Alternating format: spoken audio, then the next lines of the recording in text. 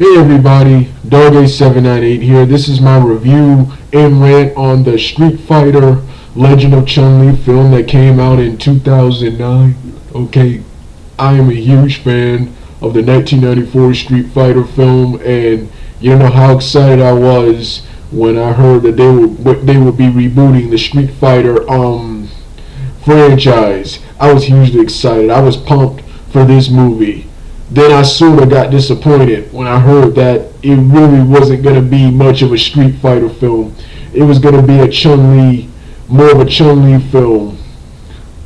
But when I saw some of the cast members who were in here, like the guy I went to go see the movie for, Robin Shaw, and the characters that would be involved, I decided to still give it a shot. And I was that desperate to see a Street Fighter film. And so when the film released and saw it, I loved it. I loved it when I originally saw it, but even then, I kind of thought it sucked. I did the same thing with the Transformers movies and the Dark Knight. I got caught up in the hype, well, there wasn't much hype for this film, but I wanted to see so much more that I was so desperate, and I kind of supported this movie, as you can see with me having the DVD right here. I do like and enjoy this movie, but I think this movie I agree with the fans. I was originally going to make a video cursing out the people who talk crap about this film, but I kind of agree with them. I do think this film is garbage. It's enjoyable. It's a pretty cool action flick, but I think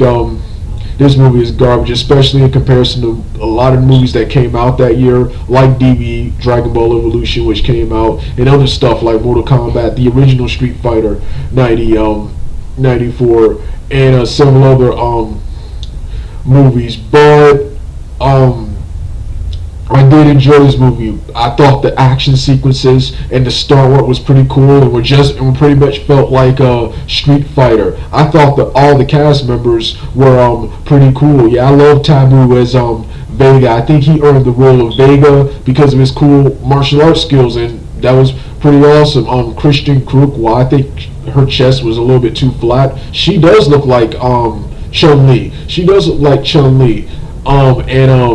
Chris Clean, he was probably one of my favorite things about the film, besides Robin Shaw being Gin, who Robin Shaw was an awesome Gin, and Chris Clean was hilarious in this film. He was hilariously bad in this film, which I'm going to talk more about that later. And I thought the character Maya, who I think was the code name for CP Viper, the new character in Street Fighter 4, she was pretty cool too. And I love Neil McDonald as Bison, even though he didn't have the costume, which I hated, and he didn't have the costume, and even though he had Irish hair, he still felt like Bison. I also love how he was able to portray a stronger in Bison than Raul Julia got to do back in the 94 film. So if I can't have Raul Julia, Neil McDonald, in my opinion, was a good choice for Bison. But my main problems with this film, the first problem I have with this film is the story. Number one, the story, well, I guess it's well written. I don't care for it. I didn't care for it. They should have made a Street Fighter film with Ryu and Ken as the main characters, just like in the game, and Guile and Chun-Li as the main heroes of the game, with Bison and his group as the main antagonists of the film, and have it either based on the Alpha or Street Fighter 2 series, preferably Street Fighter 2, I guess, so I can hurry up and get to Street Fighter 3. But instead they try to do a Batman Begins Smallville style. Okay, I love Smallville, but Batman Begins, the Nolan's garbage. Stop that. That is not a good movie. I wish filmmakers stop copying that stuff. They made this movie way too serious. It was way too serious. The only good moments were clean. They tried to make the dialogue all deep, preachy and philosophical, and I hate that dialogue because life is not like that.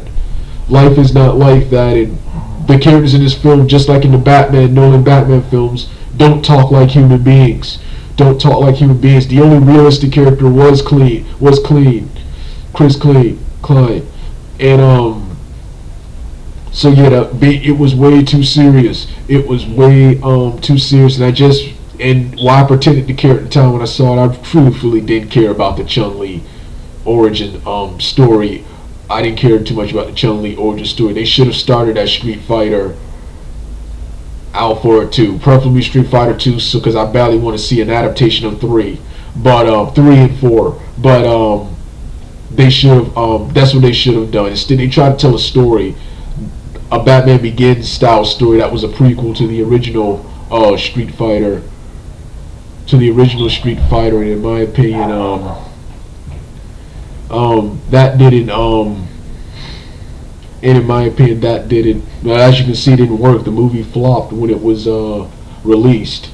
But other positive stuff about this DVD is just like the '94 Street Fighter DVD, the 1994 Street Fighter DVD. This DVD is great. I love how they show you extras of the actors, the training, and the stunts they had to go through to prepare for their roles, then explaining their characters. I also love the cool the features, which has a trailers for the Street Fighter comics by Udon, and of course they have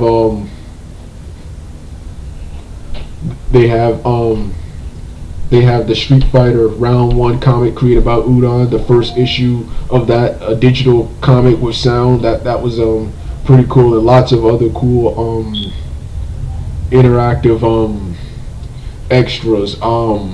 Like I said, I thought Christian Krupp was an awesome Chun-Li, even though she was flat-chested.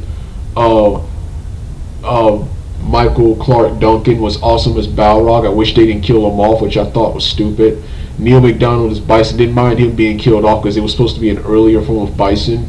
I also didn't like, speaking of realism, I also didn't like too much realism. Now I can understand having Bison in a suit in the beginning, but in the beginning he should have changed into one of the power swipes of his awesome costume. That's what they did in Watchmen, which came out around the same time as this was.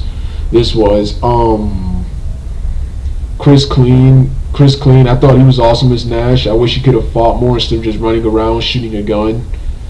Same with Viper. Same with Maya. If she's supposed to be a code name of Viper, I wish they had her doing her moves. The character Viper, and